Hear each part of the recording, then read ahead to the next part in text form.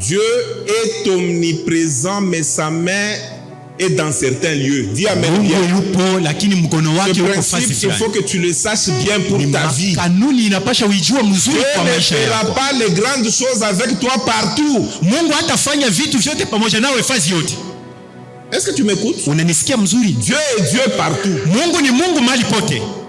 Mais pour ta vie, il y a des choses qu'il fera seulement s'il te trouve dans certains endroits. Je veux dire ceci en d'autres termes. Il y a des bénédictions liées à ta vie que Dieu a rattaché à certains lieux, à certains espaces géographiques. Si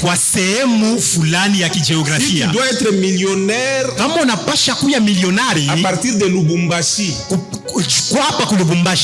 ce n'est pas parce que le Canada, les États-Unis, le Japon, le Singapour est de loin beau que Lubumbashi.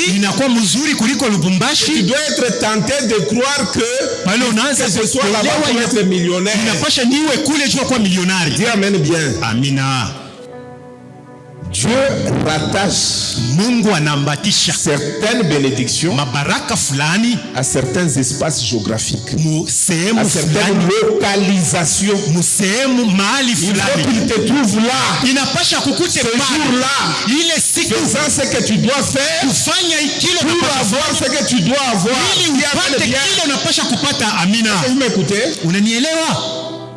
Tu peux même aller loin dans les exemples. Les églises vraies sont nombreuses. Et entre parenthèses, les églises locales ne sont pas parfaites. Il y a toujours des choses qui sont critiquables. Mais la bénédiction de tout enfant de Dieu est rattachée à sa présence et à ses activités seulement dans une église locale. Dieu aussi amène bien. Même si sur une même avenue il y a 10 églises, ne dis pas que l'essentiel Dieu est partout. Tu vas ici, tu vas là-bas, tu vas là-bas. En matière de bénédiction, en matière d'accomplissement des promesses, Dieu rattache certaines bénédictions à certains espaces. Est-ce que vous comprenez ce principe? C'est un principe très important. À cause de ça, Dieu dit ceci: je vous ai formé, j'ai marché avec vous, j'ai mangé avec vous, vous avez entendu mon enseignement, vous avez vu mes miracles, vous avez vu ma mort, vous êtes aujourd'hui témoin de ma résurrection. Je suis là avec vous, ressuscité avec un corps glorieux. Il y a une promesse que le Père avait faite et que je vous ai rappelé. Pour cette promesse-là, avant cette promesse-là, ne vous éloignez pas de Jérusalem. Ton Jérusalem existe. Il n'est pas partout.